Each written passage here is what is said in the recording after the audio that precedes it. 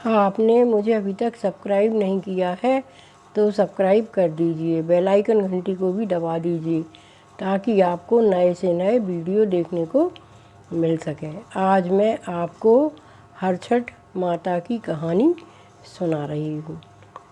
हरछठ की पूजा हमारे यहाँ भादों की छठ को मनाई जाती है।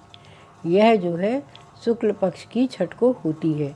इस दिन हमारे यहाँ बलदाऊ जी का जन्मदिन मनाया जाता है।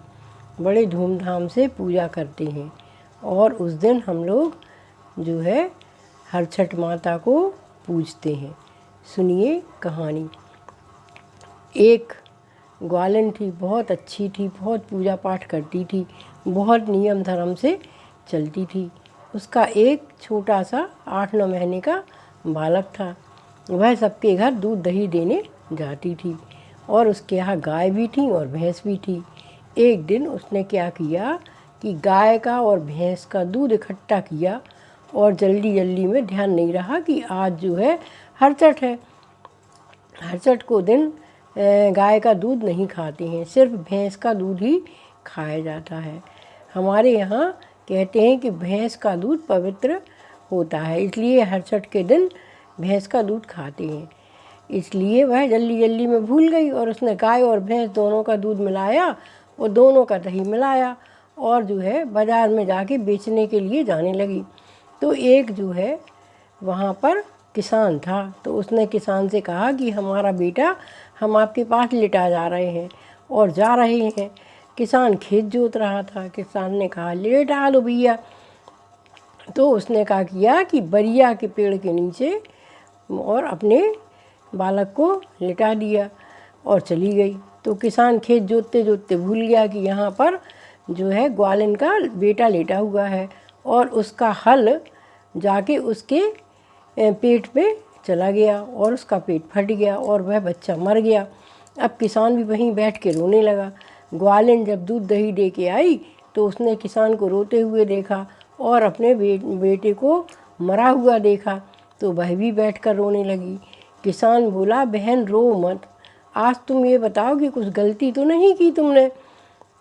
तो दोनों सोचने लगे और कहने लगे कि हाँ, हमारे जो है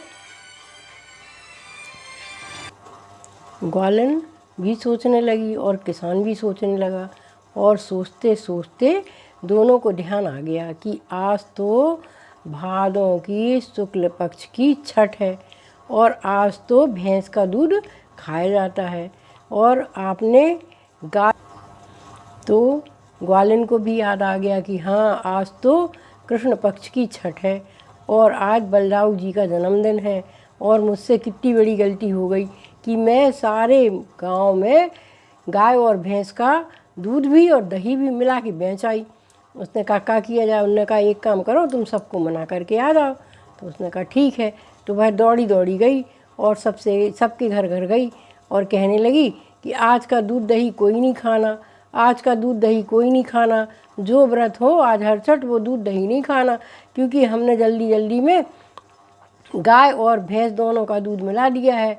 यह खाली भैंस का दूध नहीं है, इसलिए इसका पाप लगेगा। इसलिए आप लोग कोई भी इस न दूध को खाएं और न दही को खाएं। वो घर घर जाने लगी। यहाँ किसान ने क्या किया कि वो जो है छोले का पत्ता तोड़ के लाया और कांस का कांटा लाया और कांस लाया और बेरी का उसने कांटा लिया। तो कांस से और बेरी के कांटे से उसने उस ग्वालिन के बच्चे का पेट सिल लिया। जब तक ग्वालिन लौट के आई तो उसने उसका पेट सिल लिया और सबकी उसको दुआएं मिली कि तुमने बहन हमें बता दिया तो हमारा व्रत नहीं टूटा, भगवान करे तुम्हारा लड़का बच्चा सुखी रहे।